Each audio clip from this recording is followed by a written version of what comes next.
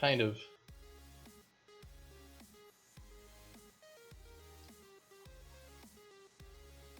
And I'd say a lot of the hate that comes for Java is mainly it shouldn't be directed at Java itself. It should be directed at where it squarely belongs, which is people who use Java, because there's nothing worse in the world than a Java programmer. Because they'll take something that should be a simple problem and then somehow use like 20 libraries to just do a simple thing. So be like, oh, well, I need to make a web request. So obviously I need to download Jersey and Jackson. And then I'm going to need like, some JAX-RS crap in there. And then I'm going to need, 5 other libraries to support that. And, oh yeah, I forgot one because this other thing has to use it. No, I better pull in this logging system bridge because this one library used this non-standard logger. And oh, well, we need to like bridge this other logger to this thing. So, and then we need to bring in Spring. And then, okay, well, nothing works anymore. So we have to include this other library. And of course we need Java. We need Juice and Guava and like all this other crap. And then basically what you got there is you got a one call over port 80 to a Hello World server. And good job. You just spent 6 months doing that. Feel good about yourself. You can now be an enterprise developer.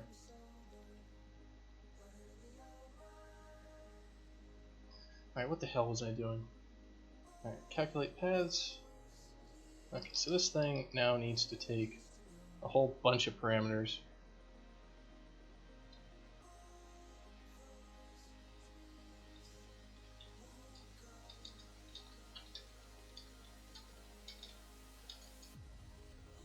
So let's go ahead and set them all.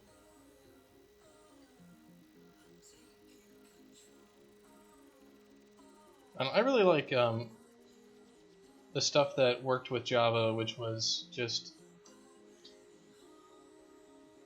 making it simple. Like a lot of people will like have interface classes and 2 million things, and then they'll try to use exceptions as like error handling when that's like the laziest thing in the fucking world. What I love is just like return codes and stuff like that just work.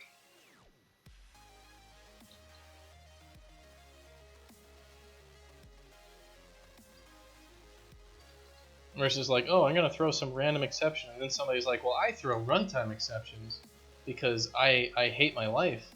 And I don't want to try catch anything. I'd be like, well, yeah, I don't want to try catch anything either because that's just 2 million lines of code. Ugh.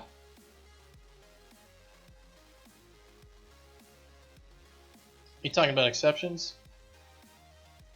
You're trying to solidify your understanding of data structures. Well, the generics in Java are just hilarious. Like, they're just so bad. Like, they work, but Jesus Christ, like, you end up typing a lot of stuff like,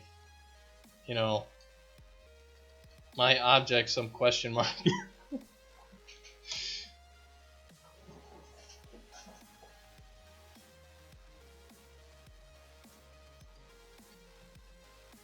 Alright, so we'll slap all that stuff together. Now we should actually start using it.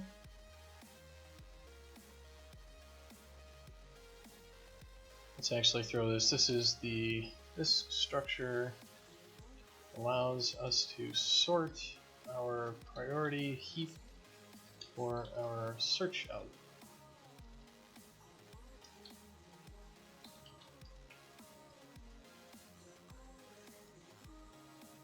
Yeah, data structures work pretty much the same in a lot of languages. I'd say in Java, actually, the data structures are a lot, because of how Java works with like everything being an object, pretty much, and the data structures there, it's a lot easier to like use a hash map and an array and everything in Java without like screwing something up, versus in like especially C++ land, especially in things like Unreal where memory managers come in. Kind of in the background that garbage collects some of your stuff when you're not really expecting it. Stuff in Java, you're like, oh, well, I'll just stick this thing in an array and this other thing in a map, and they point to the same object, and then you try to do that in like C++ land and like shoot yourself in the foot because the array index is pointing to the wrong memory now, and God forbid you store pointers to things.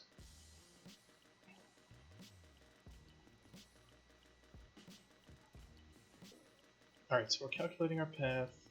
I think we also want to use, we also want another one here, which is like our avoidance heuristic. Where is that?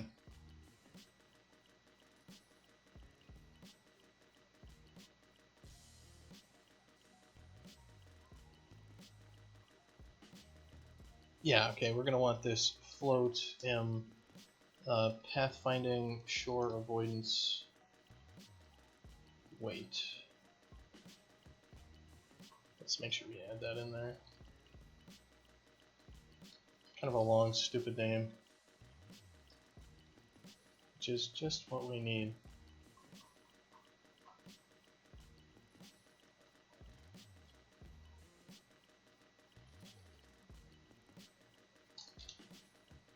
Since we're kind of bridging C++ and Blueprint land, it's gonna, the glue between them is gonna be a little messy. So I'm just, you know, it's glue, so it kind of sticks to things.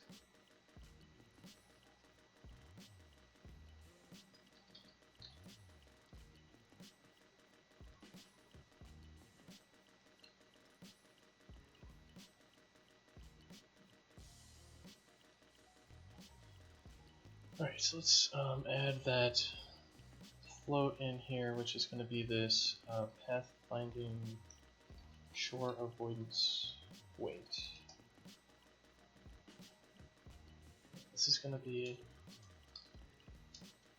this is how strongly the Pathfinder avoids shorelines. Let's default this to 4.0.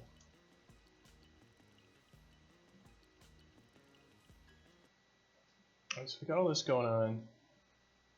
Got that. Okay, so let's start using all these values. So we got that in there. Alright. Would it be an asshole move to start working for a company while you wait to hear back from other companies, then leave the original company? Well, I mean, maybe I think you're looking at jobs a little bit wrong there, in some respect. Like, if you're joining a corporation, you know, like, you're not, like, get it out of your head that you're joining, like, some collective group. Like, you're not joining a church group when you go to a job, right? You're joining a job. This is a career. This pays for things. And people's futures are totally on the line there. So, you know, this is, when you're joining a company, you're joining an entity that its sole purpose is to make money, right? Like, you're not joining some happy-go-lucky charity where our goal is to, like, feed everybody in Africa. It's like, we're going to feed as many people as are profitable, right? So, like, you know, so it's not an asshole move at all, right? Like, the only reason it would be an asshole move is if you made promises to people there that you said, I'm not going to be looking for a job, and then they go make moves that put their lives and careers at risk for you, right? So if you went and joined a job and you're like, you know, and if you, you know, just straight up lied and just be like, you know, this is the best job ever, I'm going to be here forever, and then they start making decisions based on that, you know, that affect other people, then you're kind of screwing over your fellow coworkers. And that's, you know, not a very moral thing to do. But if you go there and, you know, I mean, you could be like dead honest and be like, I'm probably not going to be here for long. But of course they won't hire you if you say that. But if you don't, you know, just like go all in, you know, you can kind of lie by omission. And I'd say it's totally fine. Of course, you're not going to be, you know, people might be a little upset with you if you leave and they spend a lot of time training you or something. So it's up to you. But a large corporation, that sort of crap happens all the time, and that's why they pay you well, you know? So they'll keep you around. And if you got legitimate reasons and all that, you know, for leaving, let them know when you leave, you know? I don't know, I just see a lot of people, kind of their first job, they, you know, they do a lot of things wrong. Like, when it comes times to performance evaluations and stuff like that, they will not stick up for themselves. You know, they'll be like, oh, you know, sure, I was, my rating is an A minus or something, or, but you like really busted your ass. You're like, you know what, fuck you. My rating was an A plus, and that's what I'm gonna say. And you should promote me.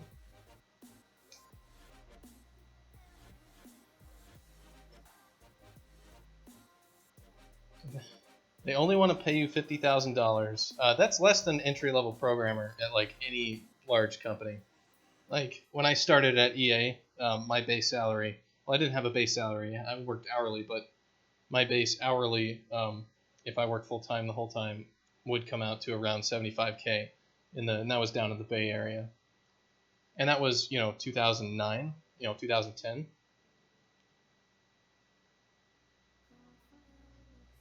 50,000 is about jack nothing, especially in the areas that have large tech.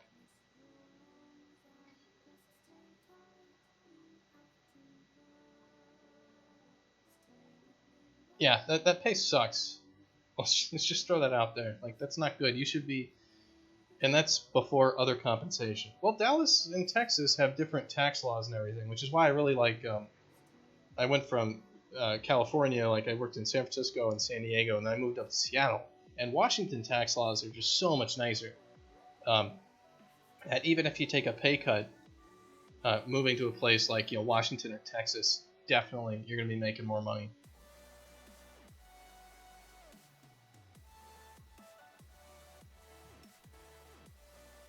Also, Dallas, Texas, what?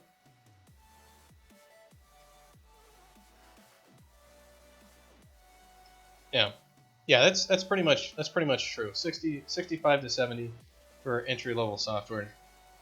One thing that would be really cool is if you can get an hourly software position that is full time.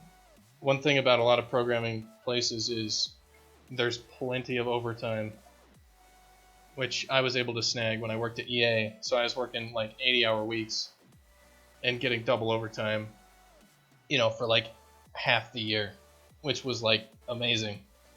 So when they promoted me and made me salary, I was like, oh man, I guess I'm not going to work 80-hour weeks now. All right, so let's go from the bottom up and set our weights properly. So the avoid weight is where are we here? This is the tick in a flow path particle, so our flow field, I'm just going to make this crap public because I really don't care.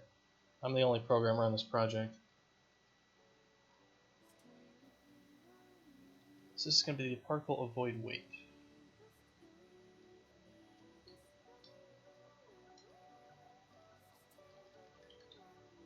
Alright, oh yeah, acceleration needs to be in here too. So float m particle accel. So let's add that.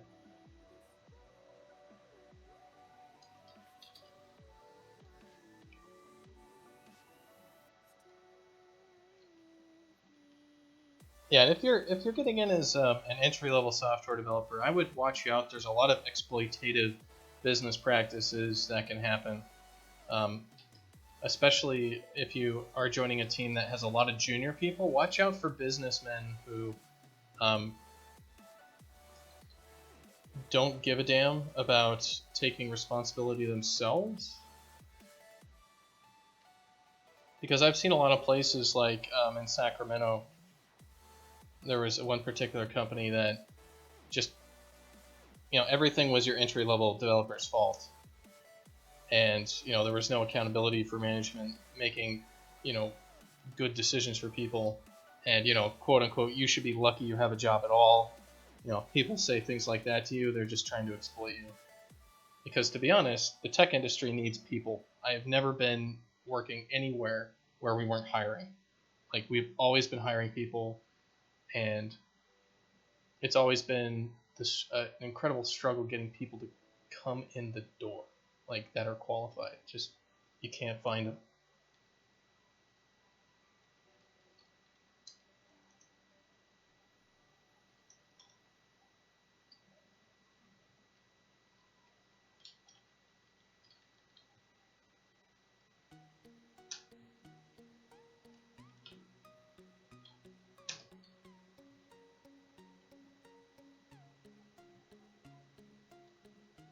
Alright, so goal weight should be Flow field.gold. Shore weight. Initial direction weight.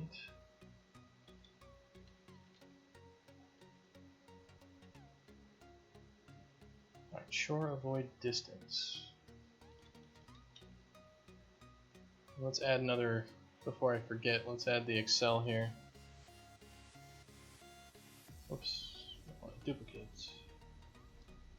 Particle acceleration. It's gonna be 0.25. It's gonna go from 0 to 2. I mean, I'm gonna take it from 0.1. It can't be 0, otherwise particles don't move. Oh yeah, we're also gonna need the particle max speed. So max velocity, I think it's 3 right now. Let's see, it should be 0.1 to like 10.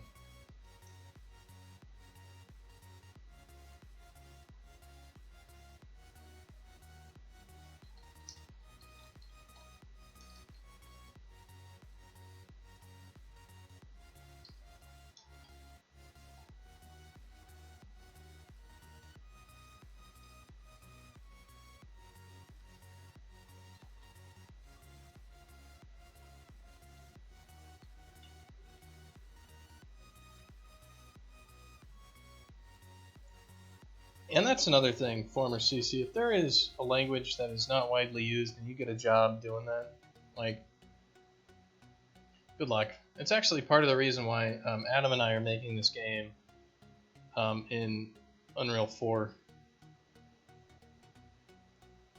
as opposed to you know, rolling anything our own or something else. It's because there's a lot of stuff in Unreal 4. You know, those are the kind of jobs that we'd want if everything folds and nothing works. At least we can go to the next job and say like, hey, yeah, I've got Unreal 4 experience, because we want to work for those larger companies that would be more likely to use Unreal than to use Unity and things like that. So taking a job based on the language and stuff you're using is a very good plan. And taking one where you're using a language you don't really want to work in, well, you're always going to work in it. It's like don't become a UI programmer. You know, there's certain programmers you don't want to be because you will never get out of it. Like I know because I came from some Facebook game stuff and was working on stuff at EA where we'd be using Scaleform, you know, which is Flash for the UI.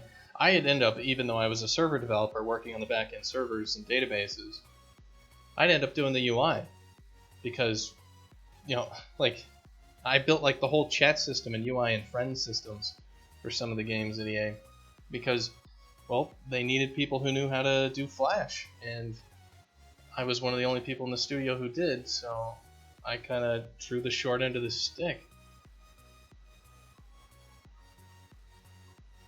So a lot of people, you'll see when some of that comes up, they'll say, "Oh, I don't know Scaleform. I don't know how to do that. I just don't know."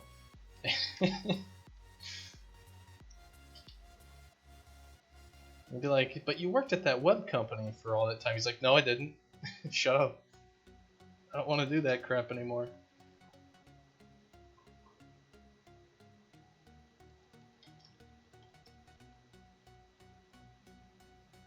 Alright, so let's see, where is this max velocity even set for these things?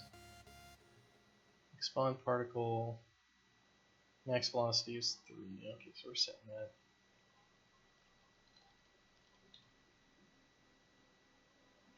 Death radius, yeah, that's a good point. I need that too. 32. This is one of those things when my professor said if you start adding one parameter to a function and you end up with more than 10, you probably forgot some.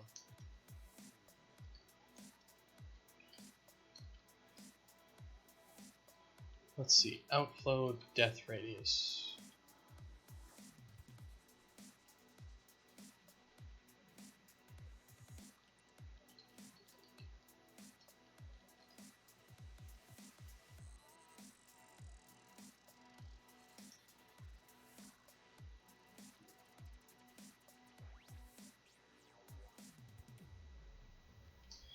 This is how close to an outflow we kill our particles.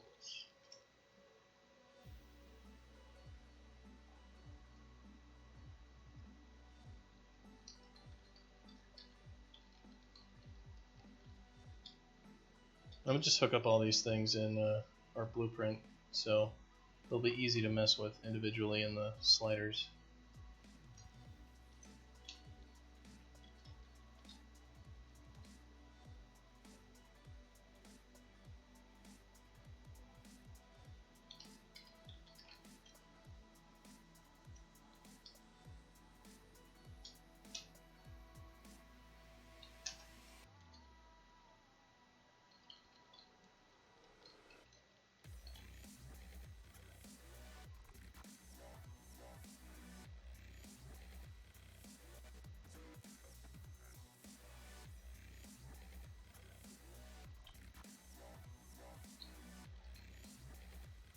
The avoid radius is going to be particle avoid distance.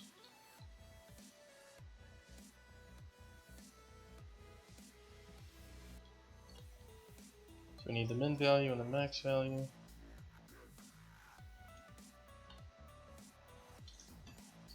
Very good.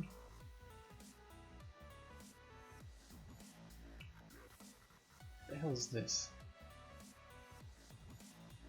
That's our death radius, isn't it? The 10.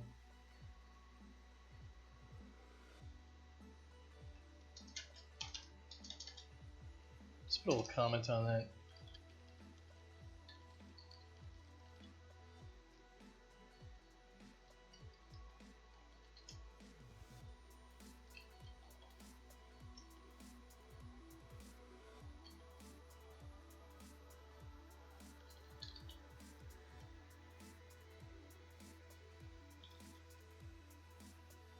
Alright, so let's keep going. Space of shore, right particles.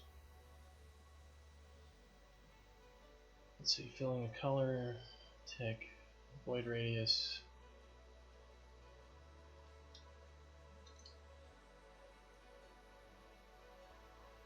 We can take some of these things off of our particles themselves. Like we don't need a lot of this stuff. We can take off our maximums, death radius, acceleration, and everything.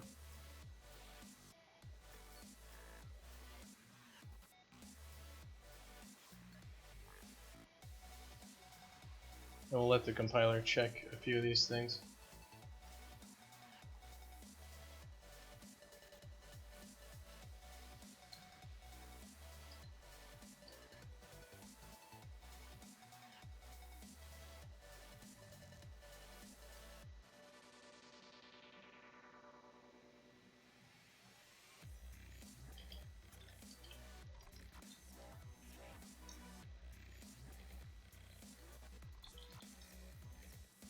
And let's just make this a little bit easier to read.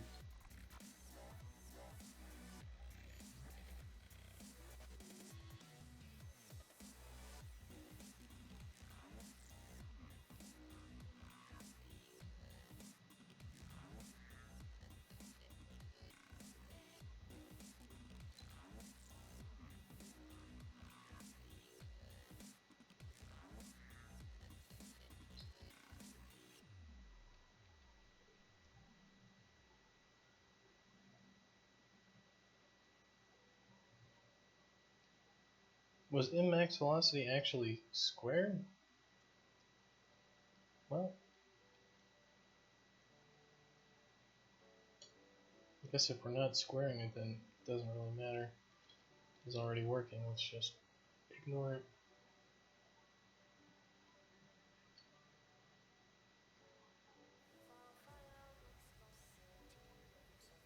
Alright, so this will be particle death radius. Where are you?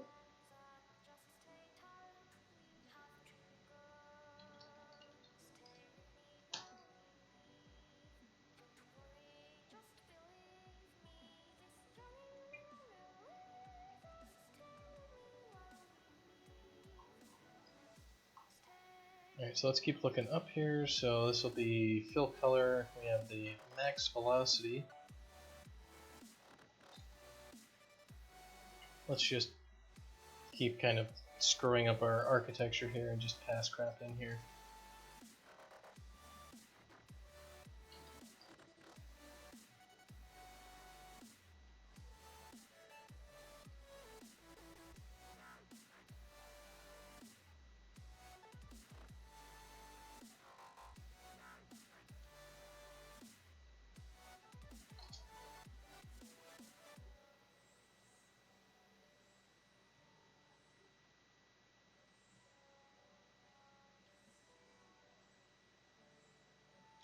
Flow field should go in there.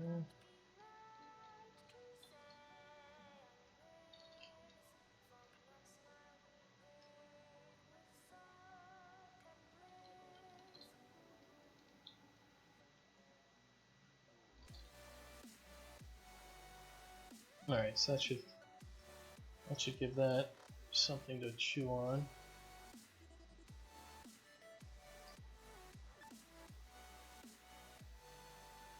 I'm looking for things that I need to replace here.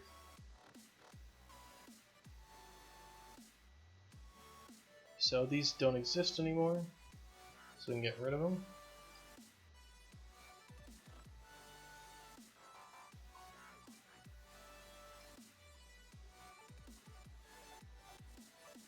Random particles per frame should be this random particle number.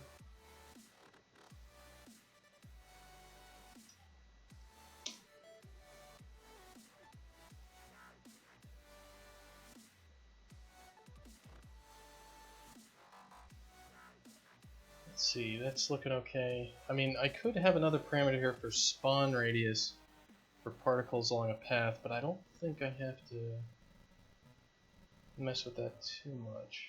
What is this, discover from node? I think I got that sorted, so I can remove that.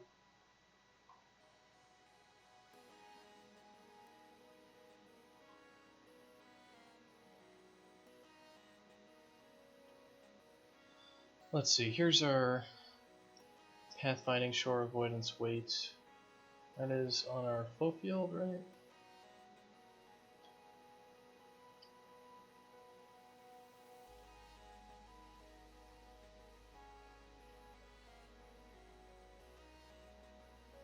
So this is our first node that we open. And we have all of our pathfinding garbage.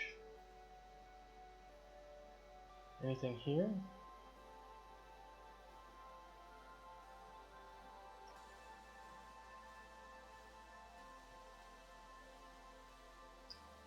No, that looks fine.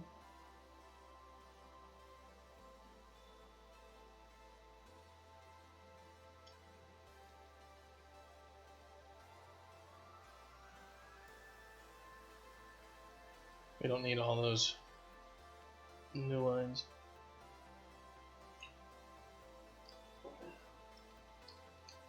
Can remove some of this debugging code since we don't need it anymore, since we know this algorithm actually works.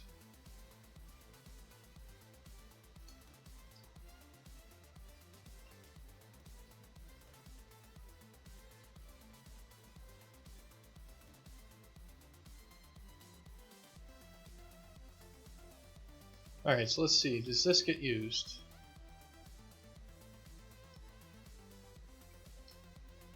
Yes, it does.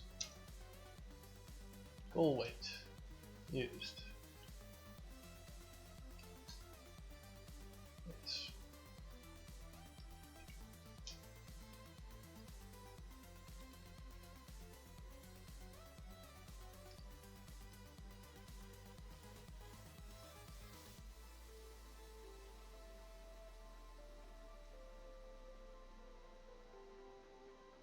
It's like particle history is not getting used.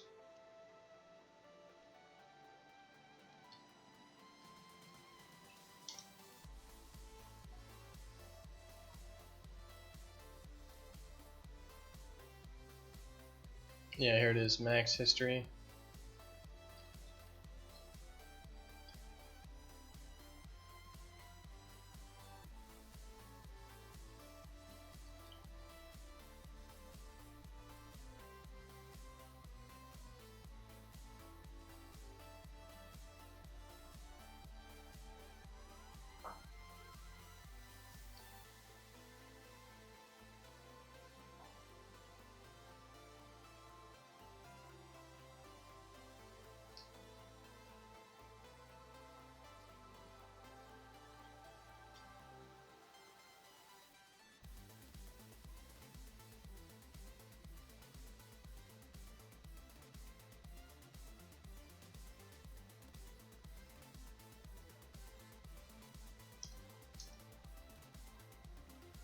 Life min is used.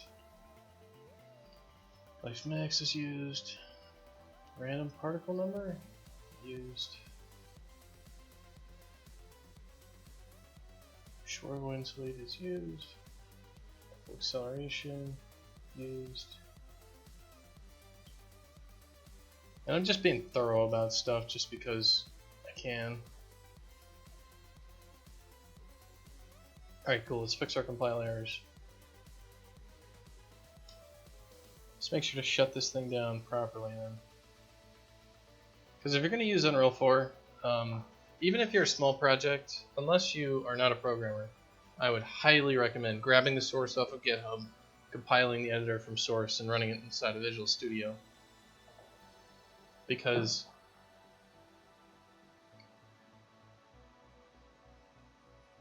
sometimes you gotta go look at what's going on.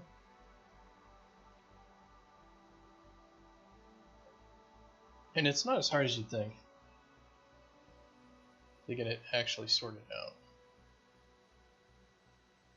Unless you're some people. Oh man, we had one guy who he was messing around with trying to get like a build of Unity for a game at Amazon, and like he asked for some help from me and another guy, and he was just like randomly copying DLLs into like the binary directory and hitting the play button, and then it like would crash, and he would like copy them from other projects and stuff, and I was just like, randomly copying DLLs into your binary directory is a bad idea. You shouldn't do that. And then he's like, just help me solve this. And I'm like, well, I have no idea where the hell you got, any of the DLLs that you're using for this program. Like, where the hell did you even build this from? He's like, oh, I just snagged it from something else, blah, blah, blah. I don't really care. It's like, I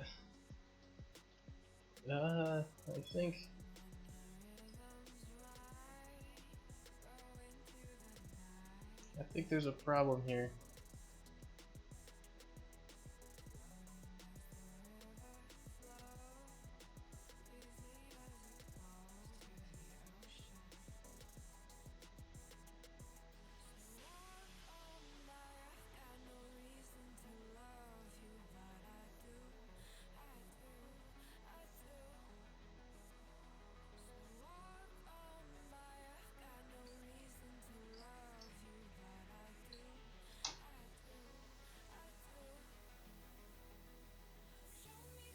I'm gonna make a default function here, which will just pass in whatever.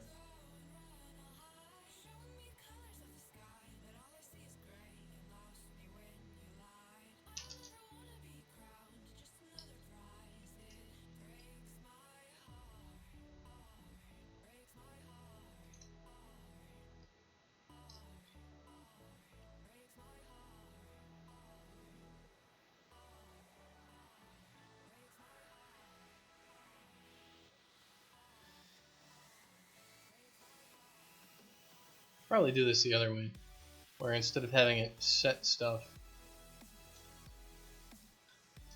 I could do something more intelligent. But I'm not all about intelligence all the time. I'm about just getting it done.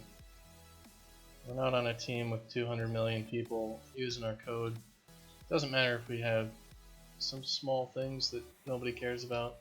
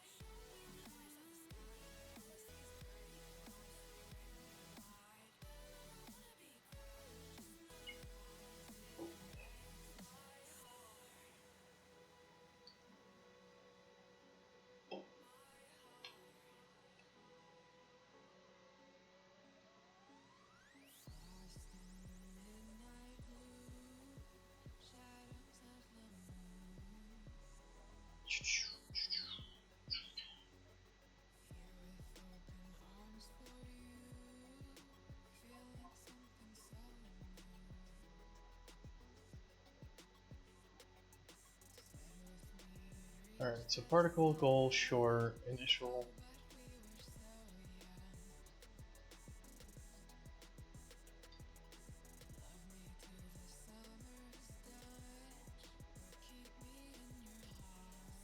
Particle avoid weight, goal weight, shore avoid weight, traction weight, avoid distance, particle avoid distance, history, min, max, random. Excel. The acceleration is not there.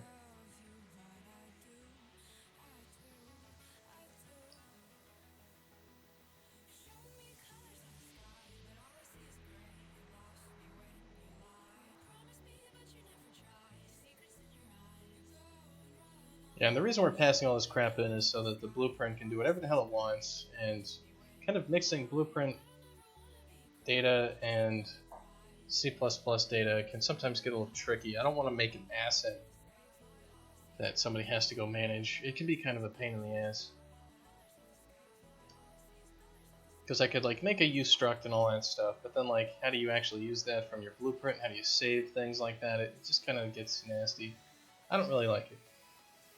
That doesn't mean it's not a bad idea, it just means I don't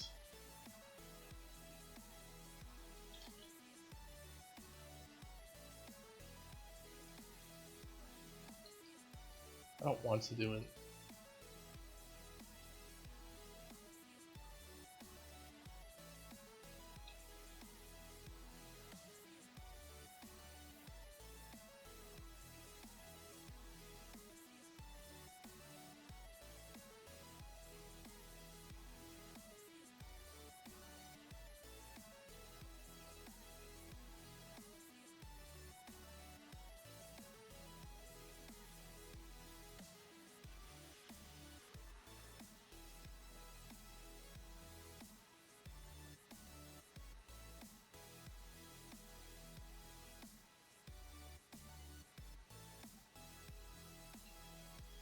Alright, M random particle number. That's because it's part of the flow field.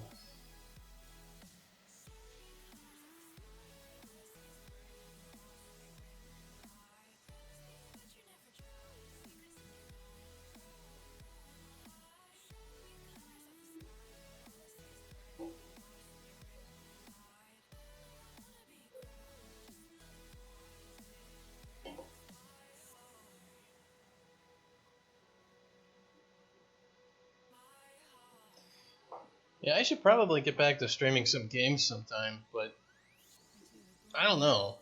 I just kind of ran out of steam on that one.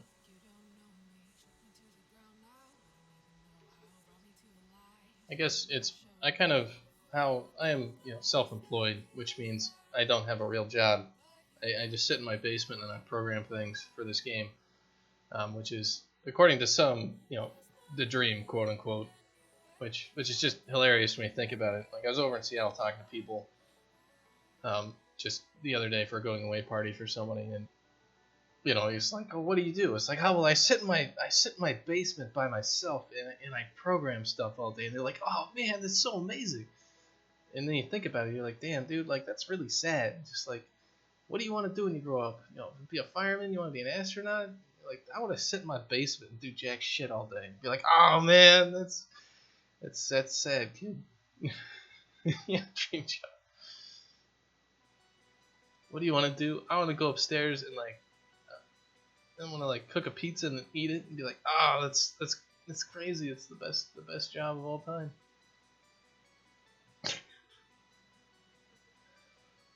What do you want to do all day? Avoid human contact.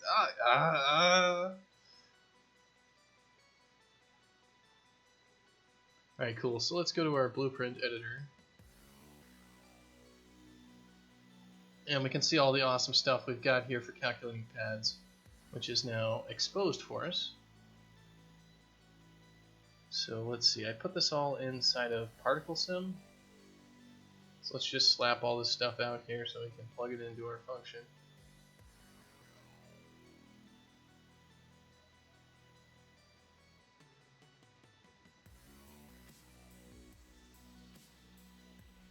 I just think blueprints are hilarious. Like every time I look at them, I think like it's got this like Fisher Price design for everything. Like everything's all big and colorful, you know, pastel Easter colors for everything. Like all these big things with giant highlights on them and all this, and you just kind of chuckle because it's as if like all the engineers that made all this are just making fun of the designers as if they're like a whole bunch of children. And they're like, here, we made you a little toy box to play in. And then you can just, you know, laugh at them behind their back. Just be like, oh man, guess what I did today?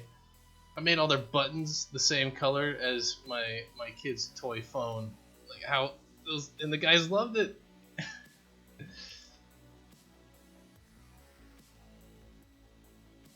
But the ironic thing about all that with game dev, like I've been an engineer the whole time, but man, engineers are a bunch of elitist assholes. Like me included. That's definitely for sure.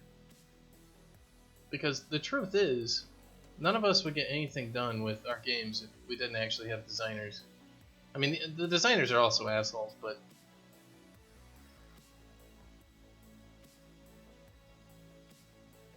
they at least like create content, you know? Like your engineers on a team really don't create content. They just make the content creators be able to actually do things.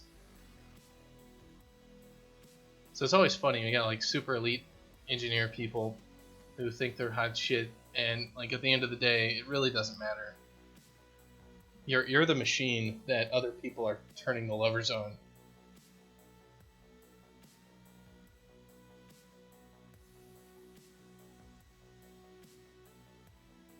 I think I was in one meeting at Amazon and I was like, I graduated with an electrical engineering degree. I'm hot shit. Hey, it's true.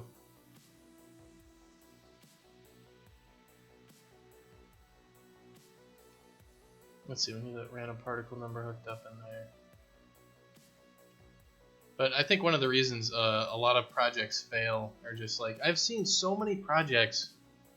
Yeah, I am hot shit. I am the shit. I am the only shit, and I love the smell of it.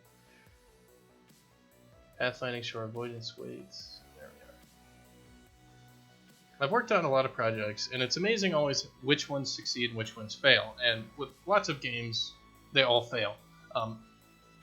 But the ones that succeed, you can tell succeed, and it's not because of, it's never because the engineers made like all the right decisions or always knew what they were doing. Like it always had to do with people, the thing that people cared about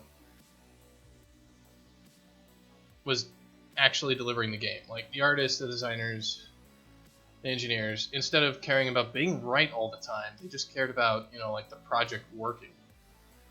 And they could make the most awful design decisions or the most awful engineering and technical decisions, and at the end of the day, they'd still get it done. And at Amazon, I think especially, the engineering stuff was a lot. We're all biased toward the engineering. I was in one meeting where I was just like, you know, maybe, you know, we have all these tech goals and we really nailed them, but the game's in trouble. Like, do you guys think that maybe we could help out the designers more instead of just bitching about them all the time? Maybe it's our fault. Thank you for following the former CC. All it takes is everyone agreeing with the engineers. Yeah, it's definitely true. It's like, why can't the designer just make a card game with the cards I make? I don't see why he needs animated cards. He needs to get off his fucking high horse. And of course, after saying this, you know, like, hey, we need to take more time and build, you know, better tools for our designers. They're just like, no, we don't. And then proceeded to just continue bitching about the designers not being able to design the game forever. It's like, you know what? You're not gonna get it done. You're not gonna be able to do this.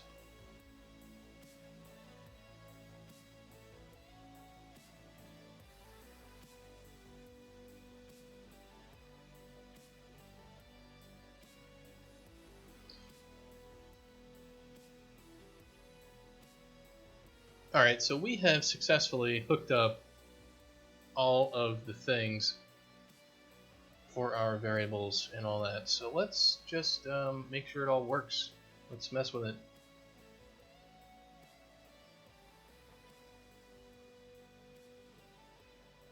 So we've got all of our particle sim stuff here now.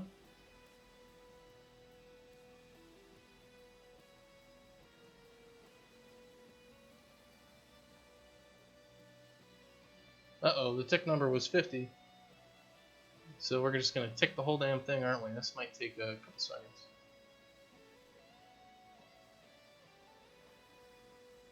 I think kind of the high point there,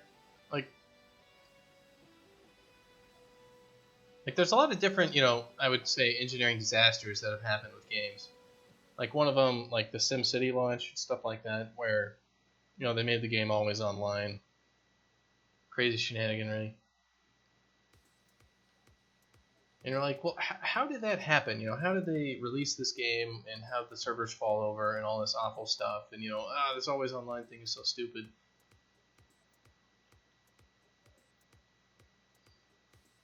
Well, it's simple. You ignore the QA team in India who said that the game was gonna fall over, and you say no, that's a bad load test, and our game will perform just fine. Your load test is screwed up, and then lo and behold, yeah, it was the load test that was accurate, not your engineers who thought they were hot shit.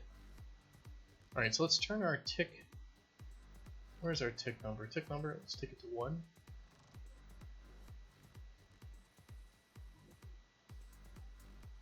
Alright, so what should we do to really see some stuff here? Let's see the particle lifetime. Let's set the particle lifetime to like 1 and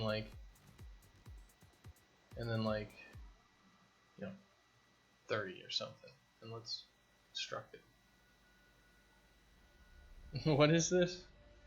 What have you? Game's in trouble. Like, do you guys think that maybe we could help out the designers more instead of just bitching about them all the time? Maybe it's our fault. Thank you for following the formal CC. They nailed them with the games. That it's true there. It's true though.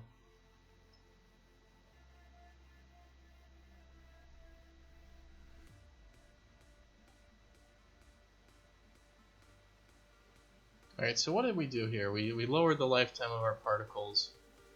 So our particles can only live for, what, 7 to 20?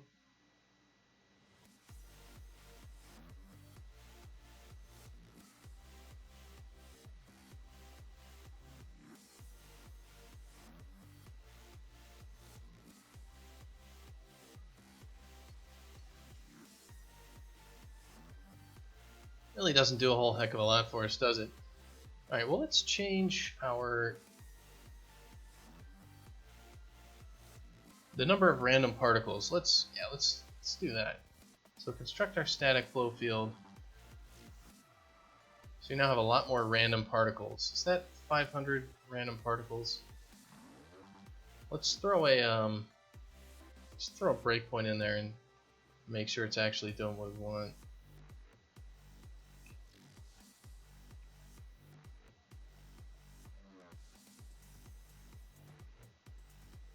Random particle number is 100. What? How is this possible?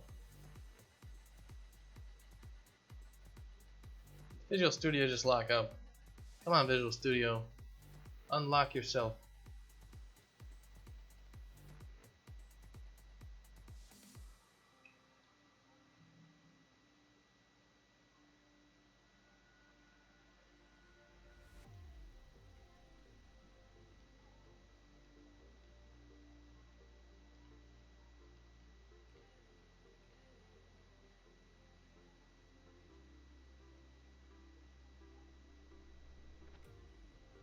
Particle acceleration.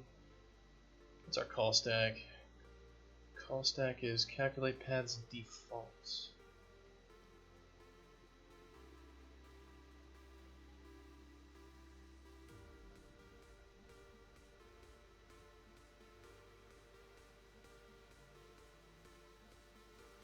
Alright, so none of our stuff's getting passed in there. So let's go take a look as to why that is. So when we click that button, we're going to call the calculate static flow field.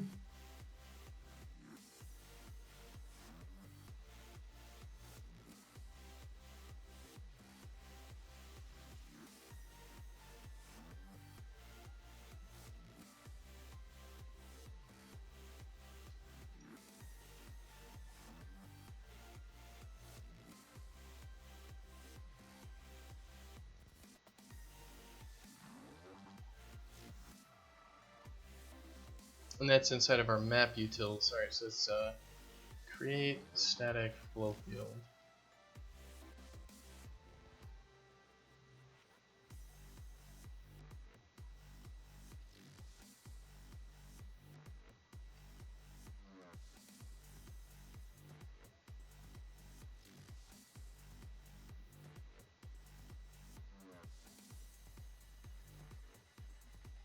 Alright, so what I think we're going to want here is a set variable sort of thing. Like we could, let's just have a set variables function. Like this calculate paths is probably not the way that we want to run this.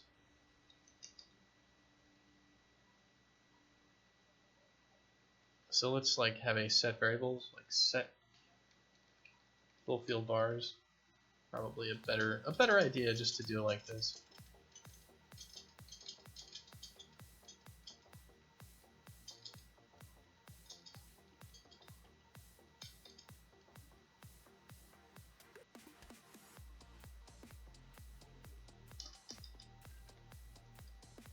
I probably should have done this from the beginning.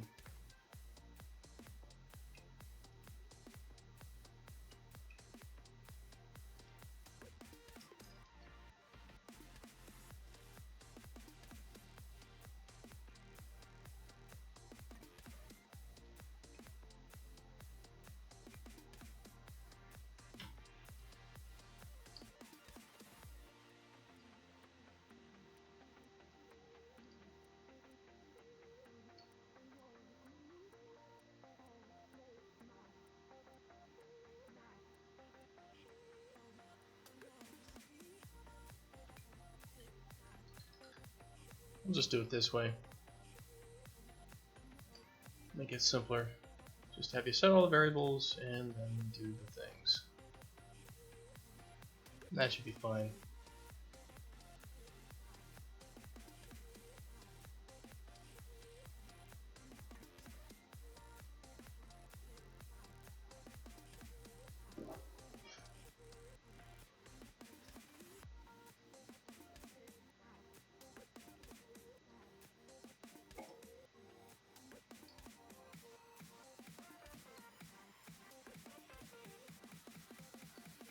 Alright, so this will call this to set up all our flow field variables.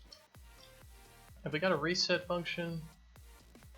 Yeah, we call flow field reset on this, which is going to crap up everything.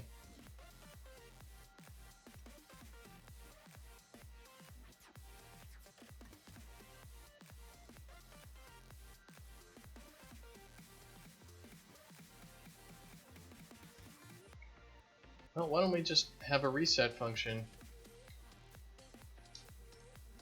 that we can call from our reset flow field.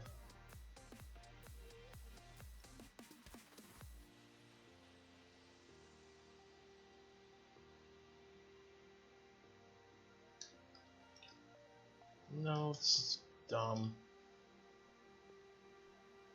I should just have like a boolean here which I pass in to reset it.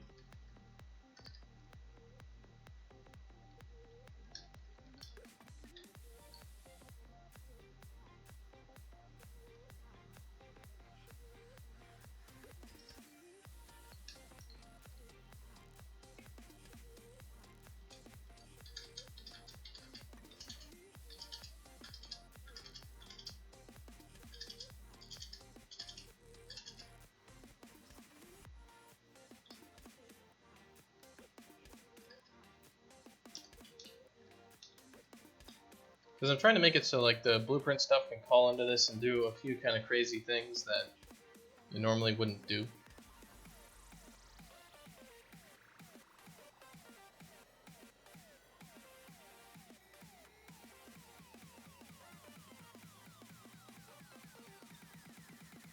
So I can kind of keep that temporary data around without just always blowing it away. Just because of how long it takes to sometimes mess around with some of the ticking calculations. It's all static generated code. It's not like crap we have to worry too much about maintaining forever.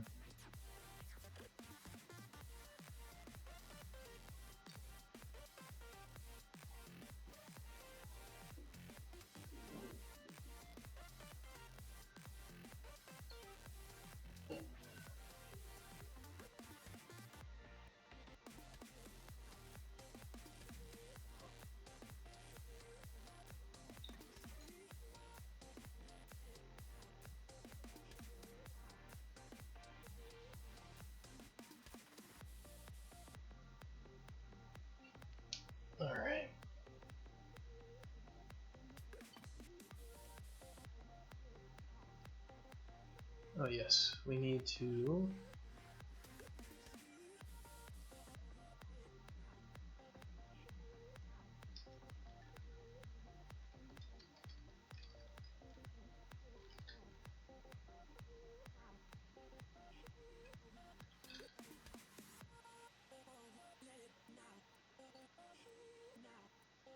Let's just get everything set up, then we'll be able to go into Blueprint Land and fix it.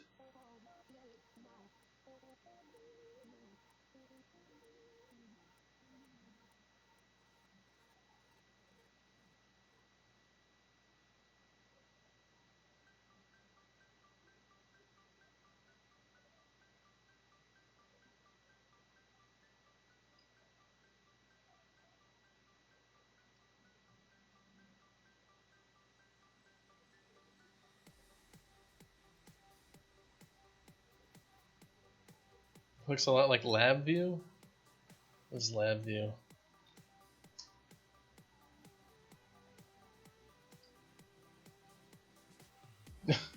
A Lab View looks a lot like Visio.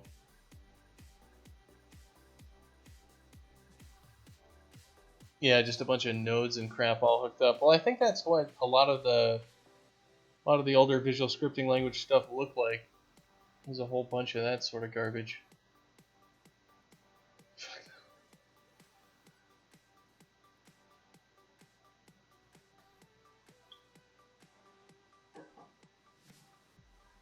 It's kind of interesting how with the big game engines that have started to become very, very popular over the last so many years. When they actually got the visual scripting stuff into the designer's hands, like how stuff's really worked, I think, a lot better.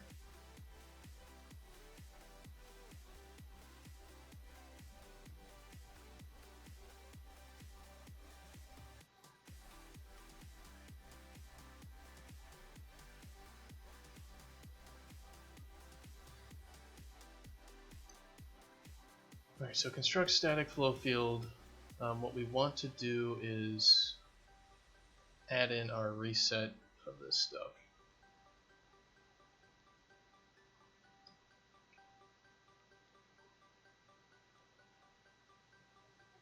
So we're going to get the calculated field. We're going to want to call this like set flow field variables.